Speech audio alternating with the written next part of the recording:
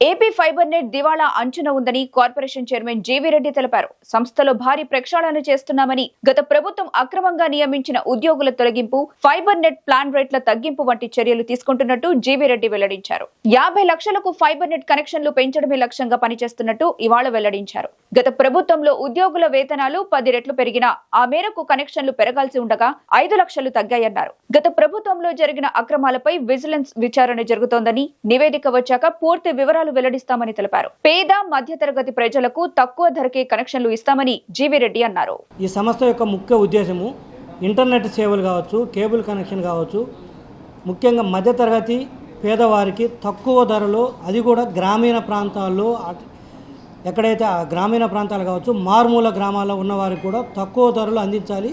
రెండోది ఇంటర్నెట్ సేవలు అందించాలనేది ఆ రోజు ముఖ్య ఉద్దేశం. ఎందుకంటే మనందరికీ తెలిసిన పట్టణాల్లోనూ నగరాల్లోనూ ఆ రోజు కొంత ఇంటర్నెట్ ఉండేది, కానీ గ్రామాల్లో, మారుమూల గ్రామాల్లో ఇంటర్నెట్ ఉండేది కాదు. ఒకవేళ వాళ్ళు ఏదైనా తీసుకోవాలన్నా కూడా, ఏదో మొబైల్ ద్వారా తీసుకోవాలన్నా కూడా అది కాస్ట్లీగా ఉండేది. ఆ నేపథ్యంలో ఆ రోజు శ్రీ నారా చంద్రబాబు నాయుడు గారు ఆలోచించి పేదవారికి కూడా ఇంటర్నెట్ సేవలు అందుబాటులోకి రావాలి, తక్కువ ధరలోకి రావాలనే ఉద్దేశంతో తీసుకురావడం జరిగింది. వారు ఏదైతే భవిష్యత్తును ఊహించి ఆ రోజు దీన్ని తీసుకొచ్చారో మనందరికీ కూడా తెలిసిందే. 2020-2021లో కరోనా టైం అప్పుడు కూడా ఏది వర్క్ ఫ్రమ్ హోమ్ చేయడానికి ఆ రోజు కరోనా టైంలో, ఆ రోజు 2015 అక్టోబర్లో తీసుకున్న నిర్ణయం తర్వాత ఫైబర్ నెట్ ఎస్టాబ్లిష్ చేయడము, దాదాపు స్టేట్ గవర్నమెంట్ తరఫున 24,000 కిలోమీటర్లు ప్రతి గ్రామానికి కూడా అందుబాటులోకి వచ్చేటట్టు ఇంటర్నెట్ కానీ కేబుల్ కానీ, ముఖ్యంగా ఇంటర్నెట్ సేవలు వచ్చేటట్టు ఆ రోజు కేబుల్ చేయడం, తద్వారా దాని ఫలాలు కూడా ప్రజలు ఆ రోజు అనుభవించడం జరిగింది. ముఖ్యంగా బెంగళూరులో కావచ్చు, హైదరాబాద్లో కావచ్చు, చెన్నైలో కావచ్చు, జాబులు చేసే వాళ్ళందరూ కూడా కరోనా టైంలో ఊర్లకు వస్తే ఎలా అది ఉపయోగపడింది ఇంటర్నెట్ సేవలు వర్క్ ఫ్రమ్ హోమ్ చేయడానికి ఆ రోజు తెలిసింది. సో మా పార్టీ అధినేత ఏ నిర్ణయం తీసుకున్నా కూడా భవిష్యత్ తరాలకు ఉపయోగపడేది ఆలోచించి తీసుకుంటుంది. ఇది ఒక ఆస్పెక్ట్. అయితే ఆ రోజు తీసుకున్న తర్వాత 2016 నుంచి దానికి సంబంధించిన కేబుల్స్ వేయటం కావచ్చు, మొత్తం దానికి సంబంధించిన ప్రాజెక్ట్స్ అంతా ఇంప్లిమెంట్ అయిన తర్వాత 2019కి టీడీపీ పార్టీ దిగిపోయటానికి 10 లక్షల కనెక్షన్స్ తోటి సబ్స్క్రైబర్స్ ఉండటం జరిగింది, ఏది ఏపీ ఫైబర్ నెట్కి. ఆ తర్వాత 2019 నుంచి 24 మొన్నటి చూసేట్లకి ఈ రోజున్న కనెక్షన్స్ ఎన్నాయంటే 5 లక్షల కనెక్షన్స్. అంటే ఒక 3 సంవత్సరాల్లో, అంటే 2016 కూడాలో వర్క్ స్టార్ట్ అయింది, చెప్పాలంటే 2 సంవత్సరాలు, గట్టి చెప్పాలంటే 2 సంవత్సరాలు కూడా లేదు. 2 సంవత్సరాల్లో మాకు 10 లక్షల కనెక్షన్స్ వస్తే, వీళ్ళు 5 సంవత్సరాల్లో ఆల్రెడీ ఎగ్జిస్టింగ్ ఇన్ఫ్రాస్ట్రక్చర్ ఉంది, ఎవ్రీథింగ్ ఈజ్ రెడీ, మొత్తం రెడీ చేసి పెడితే 5 సంవత్సరాల కనెక్షన్స్ ఎన్ని పెరగాలి?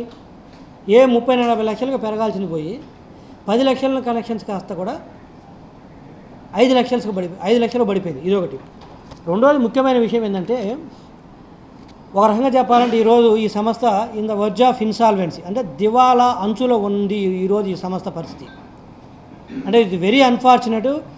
ఈ సంస్థ చైర్మన్గా నేను ఆ మాట చెప్పడానికి కూడా బాధ ఉంది, కానీ తప్పదు. ఎందుకంటే ఈరోజున్న పరిస్థితి తెలియాలి కాబట్టి చెప్పాల్సి వస్తుంది. వాస్తవంగా చెప్పాలంటే ఈరోజు ఈ సంస్థ ఏంటంటే దివాలా అంచులో ఉంది. 2019కి బ్రహ్మాండంగా ప్రోగ్రెసివ్లోకి రావాల్సినటువంటి సంస్థ, ఆ రోజున్న ఇన్ఫ్రాస్ట్రక్చర్కి ఎస్టాబ్లిష్ చేసిన సిస్టమ్స్ కావచ్చు, మిగతా అన్నీ చూస్తే పెరగాల్సిన సంస్థ ఈరోజు దివాలా అంచులోకి వచ్చింది. ఇది ఒక అంశం. రెండోది వచ్చేసరికి అత్యంత బాధాకరం ఏంటంటే, ఒక గవర్నమెంట్ కార్పొరేషన్ ఎంతో చక్కగా నడవాల్సింది, స్టాండర్డ్ ఆపరేటింగ్ ప్రొసీజర్స్ కానీ ప్రాపర్ సిస్టమ్స్ కానీ ఆ రోజు ఎస్టాబ్లిష్ చేసి పెడితే, ఈరోజు చూసినట్లయితే ఈ రోజుకి చెప్తున్నాను నేను, ఈరోజు చూస్తే ఒక్క proper SOP standard operating procedures లేదు, ఒక్క సిస్టమ్ సరిగా లేదు. కిరాణా కొట్టు వాళ్ళన్నా కూడా బ్రహ్మాండంగా నడుపుతారు, కనీసం ఒక సాయంత్రానికి ఒక లెక్క ఉంటుంది, ఇదిగో ఇంత వచ్చింది, ఇంత పోయింది, ఇంత బ్యాంకులో డిపాజిట్ చేసామని ఒక లెక్క ఉంటుంది. కిరాణా కొట్టు కంటే కూడా దారుణంగా నడిపారు ఈ సంవత్సరం, లాస్ట్ 5 సంవత్సరాల్లో